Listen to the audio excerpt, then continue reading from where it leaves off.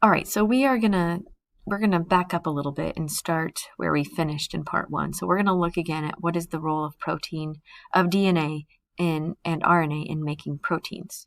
So their RNA and DNA are part of the protein factory. So in order to build proteins, some of the information in the DNA is copied to a separate molecule called RNA, which is ribonucleic acid, and ribonucleic acid is what's used to build proteins. So here's a picture. We have mRNA, which is a messenger type of RNA, and it copies the instructions from DNA during transcription. So it's got all the instructions copied, and it's going to relay that message to the RNA to help build proteins. So just like DNA, RNA has a similar structure. It has a sugar and a phosphate backbone, and it has a base. It has the bases adenine, guanine, and cytosine, just like in DNA, but instead of thymine as an amino acid that pairs with adenine, RNA contains uracil, which is a U that pairs with adenine. And there are 3 basic types of RNA. Each type has a special role in making of the proteins. And when a cell needs to make a protein, it makes an RNA copy of a section of the DNA.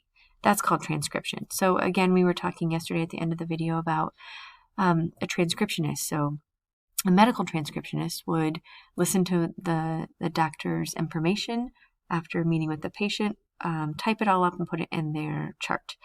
A court recorder would transcribe everything that was said in court and type it all up and have a record of it.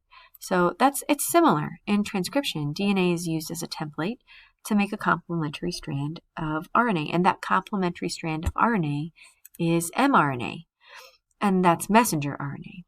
The information in the mRNA is then used to build proteins, and this is called translation. So we have transcription, where we're making a copy, and translation, where we've taken that copy and we've figured out what it says, we've translated it, and use it to build a protein.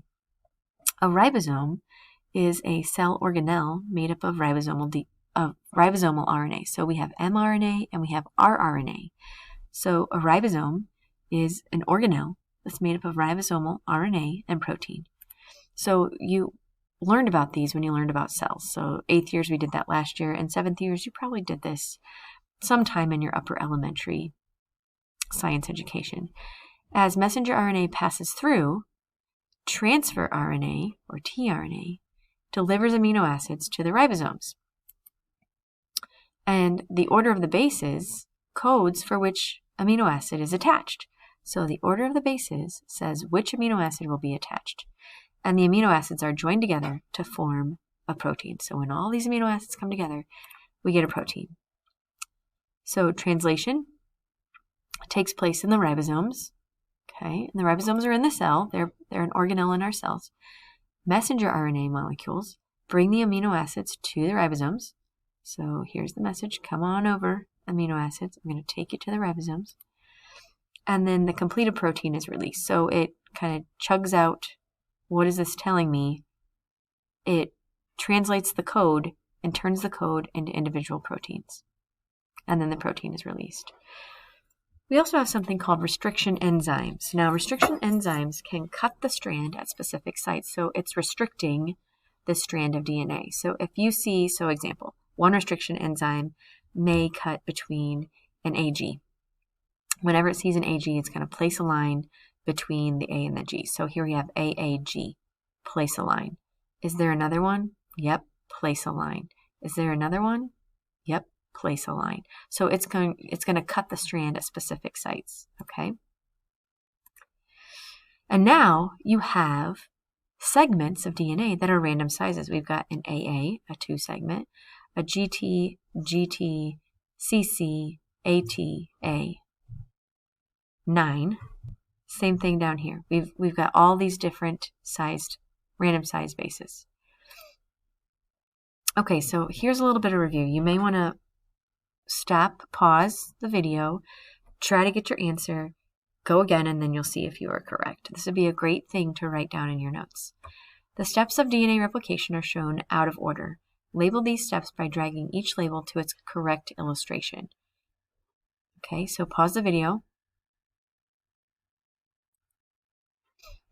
now I'm going to show you the correct location. So number 1, unzipping, right? DNA unzips. Number 2, DNA polymerase attaches. Here's our polymerase.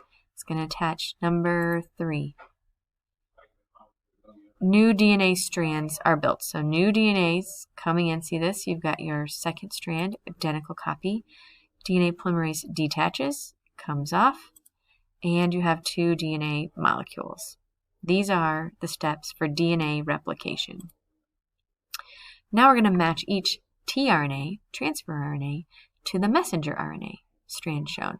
So remember, A pairs with U because there's no T in RNA, C pairs with G, and G pairs with C, and U pairs with A. All right, so pause the video, decide where these copies are supposed to go.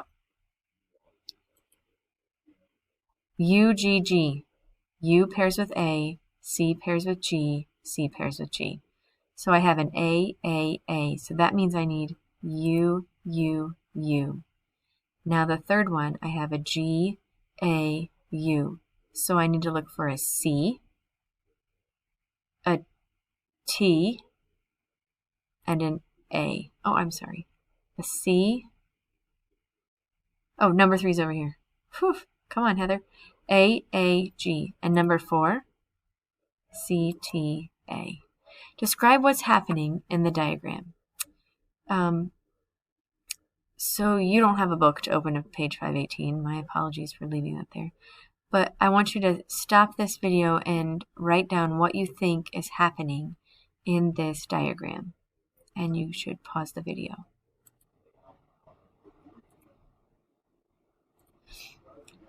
So we have DNA that has unzipped, right? We've got some DNA replication going on.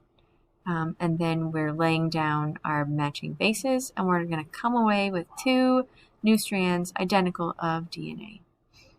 All right, building proteins. In translation, the messenger RNA passes through a protein assembly line within a ribosome. So the messenger RNA is going to go through a protein assembly line with a ribosome. Ribosome, messenger RNA, building proteins. See that? This is our messenger RNA, our ribosome. We've got our messenger RNA and our proteins. All right, so that's the end of our notes today. Feel free to play them again. If you don't remember a lot of information about cells, some of this is probably going to be confusing to you. So I would encourage you to look up just what is the structure and function of a cell. Where are the ribosomes and what does a ribosome do? So ribosomes make proteins. We just figured that out. But why is that important in a cell? So, I mean, I could tell you that, but I'd rather you look it up. And then I will post some videos on Google Classroom that will be helpful to you in the event that you are someone who learns better through a video, or a video could supplement your understanding. I think you all could benefit from that. So be on the lookout on Google Classroom for some video links that will help you with that. If you have any questions, please don't hesitate to send me an email.